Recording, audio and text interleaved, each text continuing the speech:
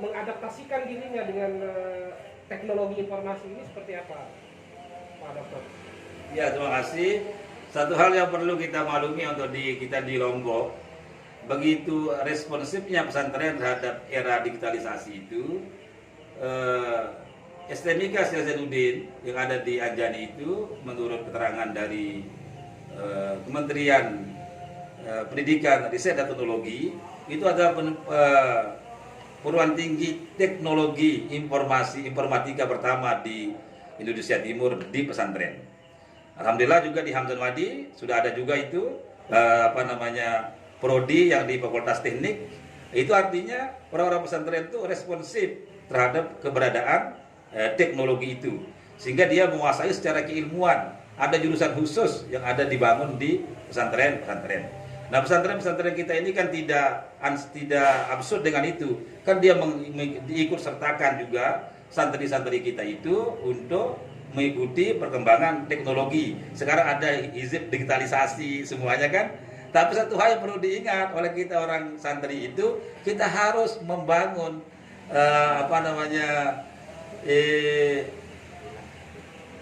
silsilah keilmuan. Nah, jadi ada silsilah keilmuan. Jadi jangan hanya pakai PDF, tapi harus kita langsung berhadapan dengan kiainya gitu kan. Jadi harus mengaji dengan sorogan atau dengan bandongan itu. Jangan nanti malas pergi menghadap ke ustadz, ke kiai, ngaji di masjid, cukup lewat PDF saja. Nah, seperti sekarang ini kan, sampai tidur nih ikut diskusi kita di di ruangan kan. Ini juga termasuk kelemahan dari teknologi. Di samping ini adalah kemajuan. Tapi dari segi tradisi pesantren itu kurang itu kan. Jadi karena melihat kiai itu, melihat ustadz itu secara langsung itu punya nilai lebih. Bahkan ada itu seorang kiai yang menjelaskan salamannya santri itu kepada gurunya itu lama, dia mencium kiri kanan, pegang kepala, itu adalah proses untuk mentransfer ilmunya kepada santrinya. Nah, itu ada kiai yang seperti itu. Tapi yang pasti pesantren-pesantren kita itu juga ikut mengikuti perkembangan teknologi itu, artinya diberikan pembelajaran di pondok tentang itu. Lebih-lebih lagi pesantren yang memang memiliki 5 komponen itu. Jadi kontrolisasi bagi santri itu sangat baik bila dibandingkan dengan tidak memiliki 5 komponen tadi. Oleh karena itu Undang-Undang Nomor 18 2019 itu sangat menekankan hal itu. Jadi santri akan mengikuti perkembangan itu, tapi ingat ini motonya, mengawal inovasi. Jadi inovasi itu dikawal. Bagaimana mengawalnya? Supaya sesuai dengan tradisi keislaman. Apa tidak bertentangan ini kan dengan pemanfaatan teknologi informasi ini ketika anak-anak didik kita atau santri kita di pondok pesantren ini dibatasi pemanfaatan teknologi seperti penggunaan HP Android misalnya untuk mengakses pengetahuan yang lebih luas. Jadi bukan dia di pesantren itu dia tidak bebas menggunakannya, dia dibatasi untuk dikontrol. Jadi ada waktu-waktu bersama menggunakan. Kayak kita di Ailoma tidak boleh dibawa ke kamarnya. Jadi dia dibawa di sekolah. Di sekolah dia boleh menggunakan itu. Nah, dia bisa ada komputer khusus, ada wifi-nya. Nah, diberikan bantuan oleh bakti itu. Jadi bisa bisa di-download, bisa buka semuanya di sana, tapi di bawah kontrol ustadznya, tidak dibebaskan. Kenapa? Karena ini masalah yang harus perlu dikontrol gitu. Kalau mahasiswa ya mungkin bisa mikir, tapi anak kan masih itu juga nilai-nilai yang ingin dikembangkan terkait dengan pembatasan-pembatasan dilakukan oleh para ustadz atau para kiai, para tuan guru di pesantren. Ya, tadi sudah dijelaskan bahwa pondok pesantren itu harus ada kiai, harus ada tempat sekolah, ada media pembelajaran, kemudian ada masjid, ada pondok, dan juga harus tradisi kitab kuningnya berjalan. Nah, tetapi bagaimana dengan madrasah-madrasah yang menggunakan label pondok pesantren tetapi tidak memiliki komponen seperti asrama atau pondok? Apakah ini dicabut izin operasionalnya atau dibolehkan memang secara perundang-undangan untuk mereka tetap memakai nama pondok pesantren? Iya, jadi sekarang ini masih dalam proses sosialisasi undang-undang ini. Nanti kalau streng dilaksanakan, maka itu tidak masuk pesantren. Oleh karena itu kita dari Pondok Kerjasama Pesantren mengarahkan pesantren-pesantren kita ini yang masih hanya dalam bentuk madrasah supaya segera memenuhi kriteria pesantren itu secara bertahap. Jadi kalau kiai, ustadz, semua kita selalu ada, sudah punya. Tapi kalau menurut Profesor Jabal Adlan, mantan rektor UIN Surabaya itu ada 3 syarat seorang kiai, seorang tuan guru atau seorang ustadz. Apa yang 3 itu? 1, dia harus bisa baca kitab kuning. Nah, terus yang kedua harus luas ilmu agamanya. Yang ketiga harus baik akhlaknya. Dan harus bisa memberikan fatwa atau Nah, jadi nanti yang fatwa itu kayak host kan, jadi kayak besar lah gitu. Tapi minimal itu. Jadi harus lancar baca kitab kuning, harus luas ilmu agamanya, dan harus bagus akhlaknya. Kenapa kitab kuning harus bisa dibaca? Supaya bisa menggali hukum-hukum ilmu-ilmu Islam itu dari sumber kitab-kitab yang mutakaddimin, bukan yang mutakhirin kan. Nah, ya, jadi ini nanti kita arahkan, itulah tugas kita sekarang dari Forum Pesantren, mengarahkan pimpinan-pimpinan pesantren kita supaya dia bisa memenuhi 5 roh atau 5 rukun pesantren itu, yaitu ada ustadznya, ada pondoknya, atau asramanya, santrinya, masjidnya, atau tempat musallanya, dan kajian kitab. Minimal di sana harus ada anak mondok. Kalau tidak ada anak mondok, maka dia tidak masuk dalam kategori pesantren. Ya, baik. Ini peran pondok pesantren terkait dalam pembangunan karakter. Ya, jadi persoalan utama kita berbangsa bernegara ini selalu masalah karakter, pembangunan karakter. Problem utama pendidikan kita justru adalah tidak menghasilkan orang-orang yang memiliki karakter, karena kita miris, meminjam bahasanya Pak Zain, kita miris. Begitu di ruang publik, baik di birokrasi, di legislatif, kita menemukan bahwa tontonan yang memperlihatkan pejabat-pejabat kita ini berperilaku yang tidak sesuai, seperti misalnya mereka korupsi, nepotisme dan lain-lain sebagainya. Ini kan berarti cacat dari sisi karakter. Nah, bagaimana peran pondok pesantren sekarang ini dalam menjaga karakter anak bangsa di masa depan, sehingga kita bisa melahirkan kader-kader pemimpin yang memiliki karakter. Nah, karakter seperti apa yang sebenarnya yang ingin kita yang menjadi fokus utama dari pondok pesantren?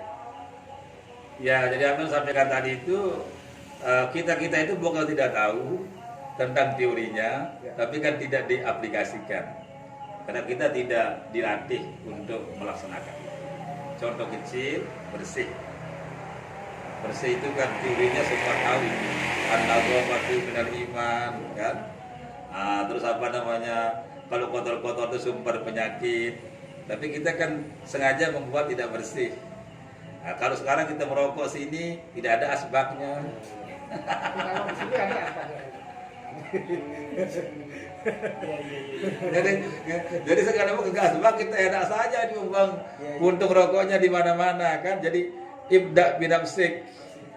Nah, kita punya gedung bagusnya luar biasa, keramiknya harganya 200 1 meter bahkan 500. Tapi dengan seanti saja kita naikkan sepatu kita di sana kan, sehingga dia menjadi kotor gitu kan. Nah, ini hal-hal kecil kan, tapi mari kita mulai dari sana misalnya. Makanya kalau saya dinas pariwisata itu gedung baru tidak boleh ada sepatu di sana. Siapa yang naik di sana harus buka sepatu. Itu kalau Anda kepada gedung baru atau memang karena kecintaan kepada kebersihan? Bukan, maka kecintaan kepada kebersihan. Jadi mulai dari sana gitu. Nah, tadi juga begitu saya masuk kemarin di BKD, di BKP SDM hari Kamis, langsung saya buka sandal itu masuk ruangan, sehingga staf saya ikut juga buka gitu. Jadi saya ingin sekarang ini memulai itu sosialisasi, buka sandal masuk gedung publik gitu. Sekalipun saya sendiri, karena di Jepang itu tidak ada orang masukkan sepatu dalam ruang publik. Jadi tidak Islam orang Jepang itu, tapi amalia Islamnya di sana gitu. Nah, tadi saya baca juga di WA di grup calon presiden itu ada seperti itu. Di negara-negara yang paling tinggi amalia Islam itu bukan di negara Islam katanya itu. Nah itu. Nah sekarang ini dari pesantren itulah yang harus. Pesantren itu kan membangun karakter, maka anak kita itu kita paksa dia untuk melaksanakan. Dia harus bangun malam jam sekian. Nah, tapi kalau sudah terbiasa dia bangun sendiri, tidak perlu lagi kita membangunkannya. Nah, karena anak di pondok itu paling sebulan pertama kita harus bangunin. Tapi kalau sebulan kedua dengan sendirinya bisa bangun sendiri gitu. Jadi kalau di Cendekia setengah 4 itu ke sana sudah bangun semua anak-anak gitu. Nah, itu yang harus yang kita bangun tradisi seperti itu. Nah, kita harapkan ke depan dengan demikian kalau semua pesantren-pesantren ini sudah melaksanakan roh pesantren itu, ya maka karakternya akan terbangun dengan lebih baik. Kalau sekarang ini kan kadang-kadang juga alumni pesantren dia tapi tidak berasrama pesantrennya. Tinggal sekarang teori sudah kita kuasai, bagaimana kita melaksanakannya tentu dengan pembiasaan. Pendidikan itu pada dasarnya adalah memaksa, membiasakan, membutuhkan. Jadi kita paksa dia, makanya pendidikan itu ada punishment, jadi ada reward. Nah, itu. Jadi jangan, kalau dia masuk standar bagus sekali, tapi kalau tidak kita harus paksa. Kenapa mahasiswa kita paksa dia? Anda harus buat tugas. Kalau Anda buat tugas, Anda akan dapat nilai, itu kan? Nilai itu menjadi unsur pemaksaannya. Ya, jadi mulai dari pembiasaan. Iya, jadi harus kita biasakan. Nah, itulah tugas dari pesantren. Berikutnya ini kan, jadi ini kan ada rencana dari Kementerian Pendidikan dan Kebudayaan untuk menghapus istilah madrasah, diintegrasikan ke sekolah semua. Ini bagaimana pandangan Ketua Forum Kerjasama Pondok Pesantren Kabupaten Lombok Timur? Ya, jadi kalau kami tinggal urus sih. Tinggal urus, kalau pesantren kita ini kan bernaung di bawah banyak organisasi. Tentunya dia tinggal urus dengan organisasinya. Tapi ada juga yang independen. Tapi kalau kamu dari forum pesantren sudah melayangkan itu, tidak setuju dengan itu. Jadi harus tetap masuk madrasah. Untuk apa direvisi juga undang-undang ini kan?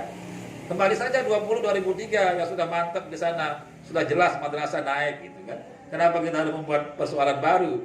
Muhammadiyah juga sudah nggak setuju, bahkan kayu masuk dari NU sangat keberatan itu waktu dialog di TV1. Apa sih susah hanya menekan kata madrasah itu?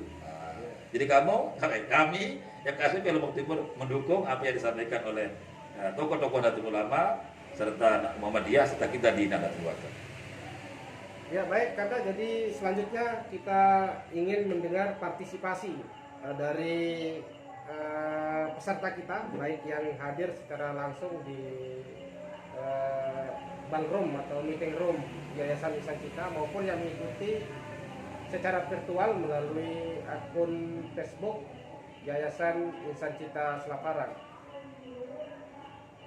Kami persilahkan mungkin yang mengikuti secara langsung untuk bertanya, Pak Jusman. Baik, assalamualaikum warahmatullahi wabarakatuh. Terima kasih atas waktu yang diberikan untuk bertanya. Tadi saya tertarik dengan bukunya Kakak Anda yang mengembalikan ruh pesantren. Yang ingin penasaran yang Adinda tahu ini berarti kan ada ketika sebelum tercetusnya buku itu berarti ada masalah dalam dunia pondok pesantren gitu, sehingga muncullah ide pikiran dan dibukukan dalam judul mengembalikan ruh pondok pesantren. Nah, kira-kira ada masalah apa yang melatar belakangi Kanda sehingga membuat karya ilmiah itu? Mungkin itu Kanda. Dan dari segi ini, yang kedua dari segi dari undang-undang yang tadi disebutkan bahwa ada unsur-unsur yang harus dipenuhi pondok pesantren itu, termasuk di sana kiai, ada asramanya, ada ketika ada pondok-pondok pesantren yang kita kenal tidak memenuhi salah satu dari unsur itu, apakah akan tersendirinya gugur menjadi sebuah pondok pesantren? Mungkin itu saja Kanda. Ya, terima kasih. Saya masuk pesantren tahun 82 di pondok pesantren Darus Solihin Inwe Kalijaga. Pada waktu saya masuk Senawiyah itu, tapi tidak mondok, bola balik dari kampung ke sekolah. Tapi pada waktu kelas 2 saya sudah baca buku Tradisi Pesantren tahun 83 ya. Itu karya dari Profesor Dr. Zamak Saridovir. Nah, di Tradisi Pesantren itu salah satu unsur utama pesantren itu ada 5 hal tadi. Nah, itu ada kiainya, ada pondoknya, ada santrinya, ada masjid atau musallanya, kajian kitab. Ini 5. Nah, jadi pesantren saya kurang 1 ini. Apa kurangnya? Tidak ada pondoknya gitu kan. Nah, terus tapi kita makanya kalau dengan adanya pondok itu, maka anak-anak kan berasrama, diam di sana. Jadi semua tradisi keagamaan itu, membangun tradisi bisa berjalan. Sholat jamaahnya, sholat malamnya, sholat duhanya, ngaji Qur'annya, ngaji kitabnya, dan seterusnya berada di lingkungan itu. Kapan saja mau bisa dilaksanakan itu. Nah, ya itu artinya kurang. Nah, tapi saya bukan hanya baca buku itu, jadi samping pada juga Bunga Rapi pesantren, Gus Dur, pesantren dan masyarakat, Dawara Harjo itu senior kita di kami, terus ada juga demokrasi pesantren, macam-macam lah yang kita baca setelah lanjutnya gitu. Bahkan tesisnya saya itu tentang pesantren yang saya susun tahun 2003, jadi semakin banyak lah membaca buku tentang pesantren. Artinya ada kegelisahan ini gitu kan? Sehingga saya punya himbah cita-cita nanti kalau sudah selesai pendidikannya tertinggi atau berhenti sekolah, saya ingin buat pesantren gitu. Nah, alhamdulillah setelah doktor itu kita bisa membuat, mengembalikan roh. Nah, jadi saya anggap itu sebagai roh. Apa rohnya itu? Yang 5 itu. Jadi kalau kita bangun pesantren, maka harus ada kelima-limanya. Tetapi sekarang pesantren berasrama itu kuncinya adalah air. Ya, susah berasrama itu kalau airnya kurang. Tidak bisa kita paksa anak-anak itu untuk disiplin kalau uduknya belum kan. Jangan sampai santri kita itu sholat jamaah tapi tidak uduk. Ya, dan ini terjadi. Dari beberapa wawancara saya dan waktu saya buat tesis itu. Jadi ada beberapa santri itu terus terang dia tetap aktif sholat jamaah, tetapi dia belum beruduk. Kenapa belum beruduk? Karena belum